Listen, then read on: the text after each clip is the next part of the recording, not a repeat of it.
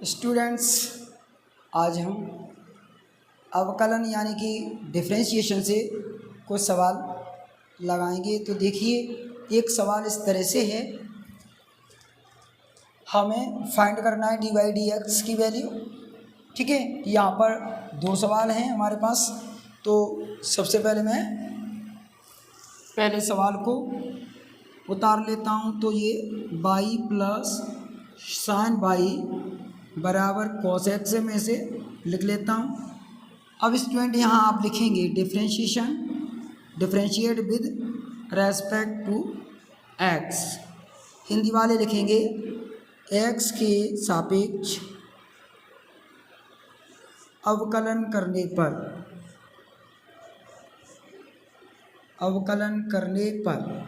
तो स्टूडेंट यहाँ पर हमें डी अपॉन डी एक्स ये बाई के लिए लेना है, यहाँ भी डी वाई डी एक्स आ जाएगा साइन बाई, और ये डी वाई डी एक्स मैंने इधर भी लिखा कॉस के लिए।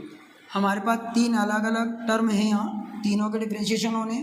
तो स्टूडेंट ये y है, तो ये तो d Y over D x ऐसे ही रहेगा, प्लस स्टूडेंट यहाँ पर देखिए कि फंक्शन जो है y में दिया है और हम डिफरेंशिएशन x के सापेक्ष कर रहे हैं। ठीक है, x के रेस्पेक्ट में कर रहे हैं, तो इस वजह से यहाँ चेन रूल लगेगा और इसका डिफरेंशिएशन मिलेगा हमको साइन का आ जाएगा कॉस वाई, और इनटू में हमें डी वाई डी एक्स लिखना होगा, क्योंकि चेन रूल से ये इस तरह से आ जाएगा। यहाँ पर आगे देखिए स्टूडेंट, यहाँ कॉस एक्स है और उसका डिफरेंशिएशन हम एक्स के ही रेस्पेक्ट में कर रहे हैं, तो यहाँ कोई दिक्कत नहीं है, माइनस का साइन एक्स आ जाएगा सीधा सीधा।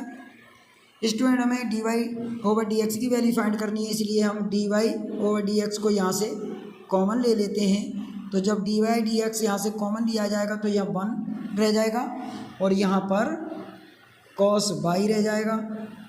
आगे ये माइनस का साइन एक्स में ऐसे ही रखूँगा। अब यहाँ मैं डी वाई डी एक्स को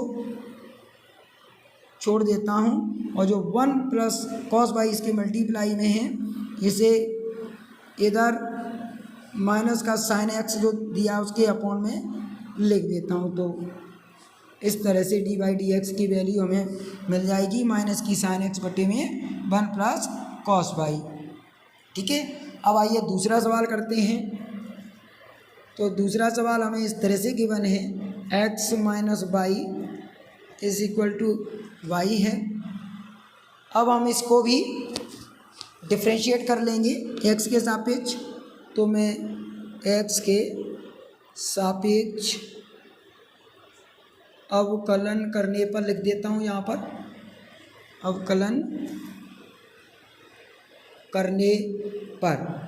इंग्लिश मीडियम वाले लिखेंगे differentiate with respect to x. ठीक है ना।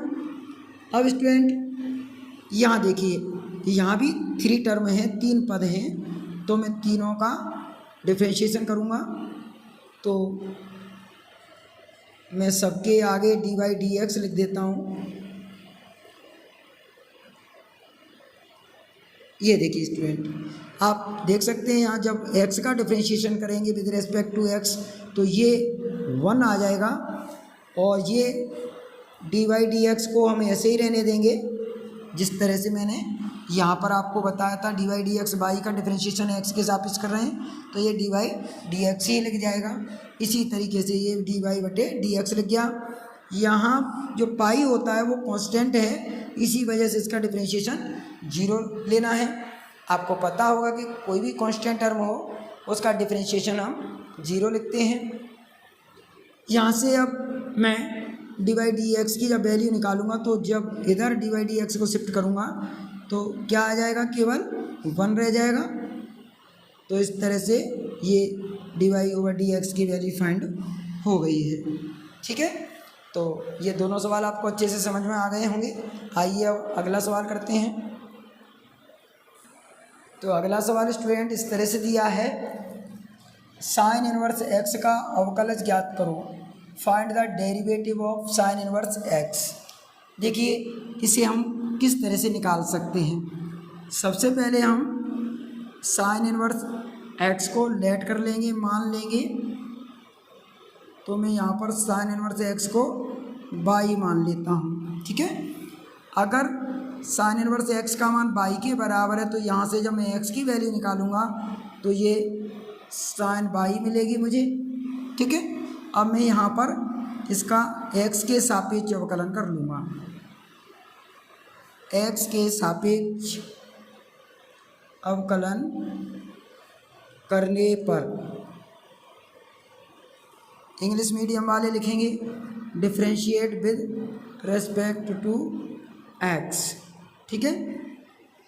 तो स्टूडेंट अब देखिए हम यहाँ पर डिफरेंशिएट कर लेते हैं इसको। तो डी वाई डी एक्स हम दोनों के आगे लिख लेंगे। देखिए यहाँ एक्स का डिफरेंशिएशन करेंगे एक्स के ही सापेक्ष, तो ये 1 मिलेगा हमें।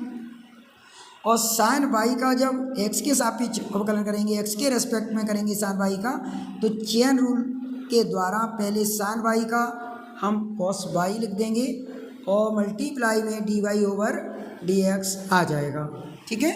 इस तरह से आ जाएगा। अब हम डी वाई डी एक्स को अगर इधर ही रहने दें तो कॉस बाई इस 1 के अपॉन में लिख देंगे, ठीक है यहाँ तक। यानी डी वाई डी एक्स का मान हमें मिल गया 1/कॉस बाई।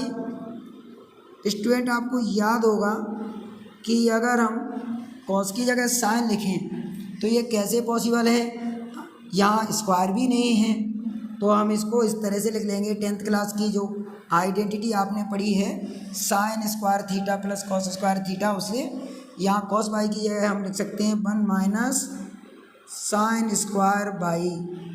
मैं यहाँ पर लिख देता हूँ, आप लोगों ने पढ़ा है साइन स्क्वायर थीटा हो प्लस कॉस स्क्वायर थीटा हो तो ये 1 बनता है। हमें यहाँ कॉस बाई की वैल्यू चाहिए, अगर इसकी कॉस स्क्वायर निकालते हैं कॉस स्क्वायर थीटा तो 1 माइनस साइन स्क्वायर थीटा बनेगा, लेकिन हमें तो केवल कॉस थीटा चाहिए, मतलब स्क्वायर में नहीं चाहिए, तो ये अंडर में आएगा 1 माइनस साइन स्क्वायर थीटा। इसीलिए मैंने यहाँ कॉस बाई की जगह अंडर में 1 माइनस साइन स्क्वायर बाई लिख दिया है। अब स्टूडेंट हमारे पास देखिए जहाँ से हमने माना था वहाँ देखिए दूसरी लाइन में कि एक्स का मान कितना है साइन बाई, यानी अगर हम साइन बाई की जगह एक्स लिखना चाहें तो ये इस तरह से आ जाएगा 1 माइनस यहाँ एक्स का स्क्वायर हो जाएगा। साइन बाई की जगह अगर हम एक्स लिख देंगे तो एक्स स्क्वायर ही आ जाएगा, तो ये इसका आंसर आ गया। यानी कि जो साइन इनवर्स एक्स है उसका अवकलज होता है 1/√1 माइनस एक्स स्क्वायर। उम्मीद है आपको बहुत अच्छे से समझ में आ गया होगा। आइए अब अगला सवाल देखते हैं। स्टूडेंट सवाल इस तरह से है, e की पावर cos x है, इसका हमें x के सापेक्ष अवकलन निकालना है। तो मैं इसे इस तरह से करता हूँ, डी वाई डी एक्स लिख लूँगा मैं e की पावर cos x के आगे, क्योंकि हमें x के सापेक्ष अवकलन करना है इसलिए। स्टूडेंट यहाँ पर ध्यान दिया जाए, अगर हम लेट कर लें यहाँ पर cos x को, मैं यहाँ पर t मान रहा हूँ उसे, और अब आगे इस सवाल को करूँ तो देखिए d/dx ऐसे ही रखा, e की पावर cos x की जगह मुझे t लिख देना है, ये हो जाएगा। अब स्टूडेंट यहाँ देखिए यहाँ t में फंक्शन आ गया है लेकिन हम x के सापेक्ष कर रहे हैं, तो यहाँ चेन रूल लगाएंगे। तो चेन रूल के द्वारा हम इसको इस तरह से लिखेंगे d/dt e की पावर t, फिर यहाँ dt वाई डी एक्स, ठीक है, यहाँ लिख देंगे बाय चेन रूल, ठीक है। हिंदी वाले लिखेंगे श्रृंखला नियम से, ठीक है। स्टूडेंट चेन रूल से आ गया ये। अब आप जानते हो ये की पावर जो टी लगी है इसका डिफरेंशिएशन करेंगे विद रेस्पेक्ट टू, अब तो टी हो गया है यहाँ, तो e की पावर टी आ जाएगा। इस dt बाई डी एक्स को अभी हम ऐसे ही रखेंगे। अब स्टूडेंट यहाँ पर जहाँ t लिखा हुआ है वहाँ हम cos x रख देंगे, जो हमने लेट किया था स्टार्टिंग में cos को t, अब हम t की जगह cos की वैल्यू रख देंगे। तो तो ये ई की पावर कॉस एक्स हो गया, यहाँ डी वाई डी एक्स लिखेंगे और इस टी की जगह कॉस उतार देंगे। तो देखिए स्टूडेंट यहाँ इस तरह से आ जाएगा। कॉस एक्स का जब डिफरेंशिएशन अपन करेंगे एक्स के सापेक्ष ही, तो ये माइनस का साइन एक्स आएगा। तो इस तरह से इसका आंसर हम इस तरह से लिख देंगे, माइनस का साइन एक्स ई की पावर कॉस एक्स। ठीक है, आपको अच्छे से समझ में आ गया होगा। चलिए अब आइए आगे का सवाल देखते हैं। तो देखिए स्टूडेंट, सवाल इस तरह से है, साइन स्क्वायर एक्स का ई की पावर कॉस एक्स के सापेक्ष अवकलन करना है। ठीक है, तो जब हमें फंक्शन का किसी दूसरे फंक्शन के सापेक्ष अवकलन करना है, तो सबसे पहले हमें दोनों फंक्शन को मान लेना चाहिए। तो देखिए किस तरह से मानेंगे हम इसे। मैं साइन स्क्वायर एक्स को यहाँ पर यू से दिखा रहा हूँ और जो ई की पावर कॉस एक्स है उसे मैं भी से मान लेता हूँ।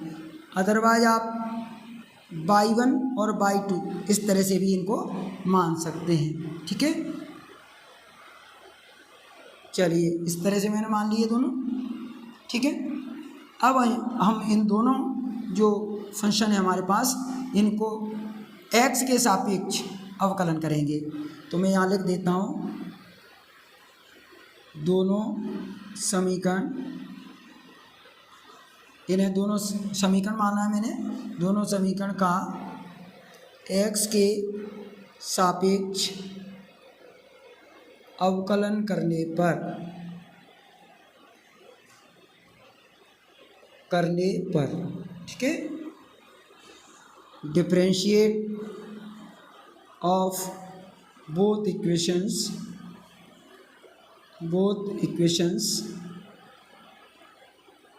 With respect to x. ठीक है, एक्स के सापेक्ष। तो देखिए सबसे पहले u का करेंगे तो ये D u by d x रहेगा।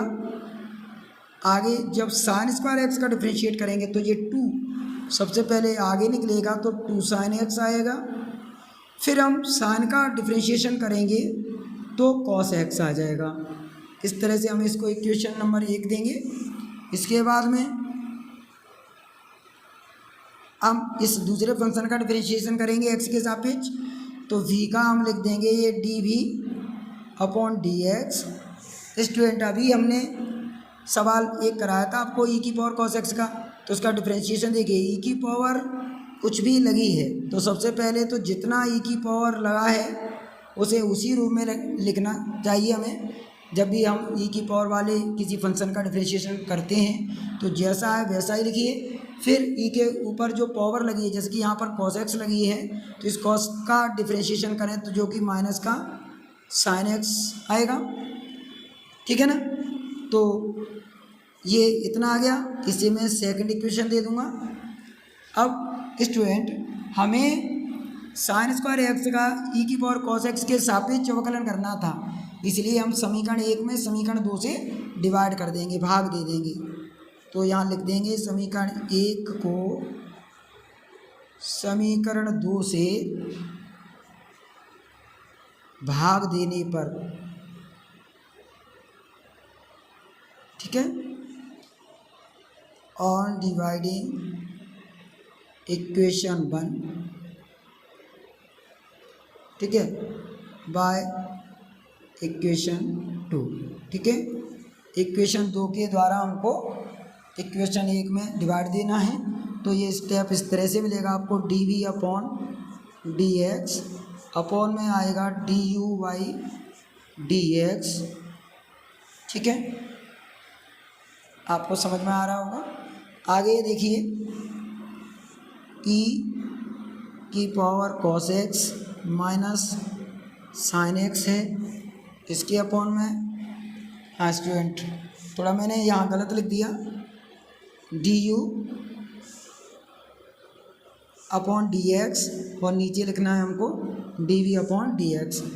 तो यहाँ आ जाएगा 2 sine x into cos x upon में आएगा ई की पावर कॉस एक्स और ब्रैकेट में है माइनस का साइन एक्स।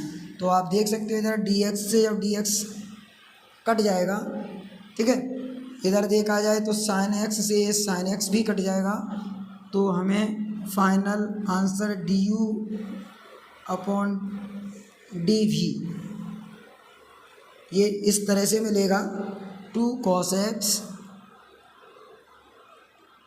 अपॉन ई की पावर cos x। स्टूडेंट यहाँ पर ये माइनस है तो इस माइनस को हम बीच में ऐसे लगा देंगे, तो यही इसका आंसर है जो सवाल आपको दिया था। उम्मीद है आपको समझ में आ गया होगा। जब हमें दो फंक्शन दिए हों और हमें किसी एक फंक्शन का दूसरे फंक्शन के सापेक्ष में अवकलन करना हो तो इस तरह से करेंगे। तो देखिए स्टूडेंट, एक सवाल हमें इस तरह से दिया है, x की पावर साइन x का x के सापेक्ष अवकलन करो, डिफरेंशिएट ऑफ x की power sine x with respect to x। तो स्टूडेंट यहाँ हम देखें तो x की पावर साइन x है, यानी कि जो इसकी बेस है उसकी पावर साइन है, और यहाँ देखें तो दोनों के दोनों जो हमें पद दिए हैं आधार और घात दोनों ही चर हैं, इसमें कोई भी कांस्टेंट यानी कि अचर नहीं है। तो इस तरह के जो डिफरेंशिएशन है वो हमें हमेशा लॉग ले करके करना चाहिए जब भी आधार और घात यानी कि बेस और उसकी पावर हमें वेरिएबल दिए हों, एक भी इनमें कांस्टेंट ना हो तो हमें इन्हें लॉग ले करके करना चाहिए। तो देखिए मैं इसे मान लेता हूँ, सबसे पहले लेट इसे मैं बाई मान लेता हूँ, तो मैंने बाई बराबर एक्स की पावर साइन एक्स लिख दिया है। साइन बाई बराबर एक्स की पावर साइन एक्स लिखने के बाद में इसे एक नंबर दे देंगे और यहाँ पर हम दोनों तरफ लॉग लेंगे, दोनों पक्षों का लॉग लेने पर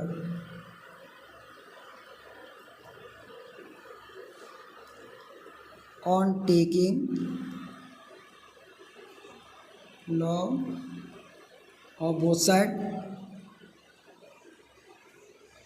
ठीक है। अब हम लॉग लिख देंगे बाई के आगे और इधर भी लॉग लिख देंगे एक्स की पावर साइन एक्स। स्टूडेंट आपको फॉर्मूला याद होगा कि यदि लॉग एम की पावर एन है तो ये एन लॉग से आगे आ जाता है, एन लॉग एम हो जाता है। आपने लॉग वाली जो प्रॉपर्टी है उसमें पढ़ा होगा। तो यहाँ ये साइन लॉग से आगे आ जाएगा, साइन एक्स इंटू में ये लॉग एक्स रह जाएगा। अब यहाँ से हम इसको एक्स के सापेक्ष डिफरेंशिएट करेंगे, तो यहाँ लिख देता हूँ मैं differentiate with respect to x, x के सापेक्ष अवकलन करने पर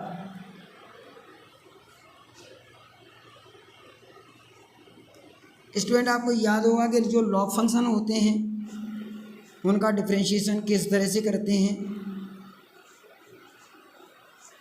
यहाँ पर मैं पहले सबके आगे डी वाई डी एक्स लिख लेता हूँ। देखिए तो इस तरह से आ गया। स्टूडेंट यहाँ पर देखा जाए तो ये दो फंक्शन हैं, तो इसे मैं फर्स्ट और इसे सेकंड फंक्शन लेकर के करूँगा। अब स्टूडेंट आपको ध्यान है कि यहाँ लॉग वाई जो है वाई का फंक्शन है, तो इसका डिफरेंशिएशन जैसा कि आपको याद होगा लॉग एक्स का डिफरेंशिएशन 1/x आता है, तो लॉग वाई का आ जाएगा यहाँ 1/y, लेकिन मल्टीप्लाई में यहाँ डी वाई डी एक्स लिखेंगे क्योंकि चेन रूल के द्वारा ये डिफरेंशिएट तभी होगा जब डी बटे डी वाई कर देंगे तब लॉग वाई का डिफरेंशिएशन होगा, ठीक है। इसीलिए 1/y D y d x लिखना है लॉग वाई का डिफरेंशिएशन एक्स के सापेक्ष। यहाँ पर फर्स्ट सेकंड से जब हम करेंगे तो कैसे करेंगे, आपको याद होगा पहला फंक्शन ऐसे ही लिखिए, फिर दूसरे वाले का डिफ्रेंशिएशन, तो मैं इसको log x के आगे डिफ्रेंशिएशन का निशान यानी कि d/dx लिख दूंगा, बीच में प्लस लगाएंगे, फिर दूसरे फंक्शन को ऐसे ही रखिए यानी कि log x को ऐसे ही रखिए, और फर्स्ट फंक्शन का डिफ्रेंशिएशन यानी कि sin x का डिफ्रेंशिएशन लीजिए। दोबारा समझिए स्टूडेंट, पहला फंक्शन ऐसे ही लिखेंगे, मल्टीप्लाई में लेंगे हम दूसरे फंक्शन का डिफ्रेंशिएशन, बीच में प्लस लगा के दूसरे फंक्शन को ऐसे ही लिख के पहले वाले फंक्शन का डिफ्रेंशिएशन करना है, इसलिए d/dx लिख के sin x लिख दिया है मैंने। यहाँ तक कोई दिक्कत होगी नहीं।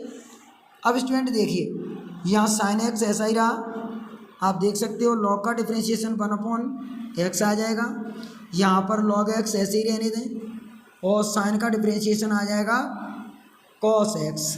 ठीक है यहाँ तक। अब स्टूडेंट यहाँ से हमको dy/dx का मान निकालना है, तो dy/dx उधर ही रहने दीजिए, और y का हम ये जो y है 1/y, इस y का इधर क्रॉस मल्टीप्लाई लेंगे तो इसे इस तरह से लिख लिया जाएगा, यहाँ मैं ब्रैकेट लगाऊंगा,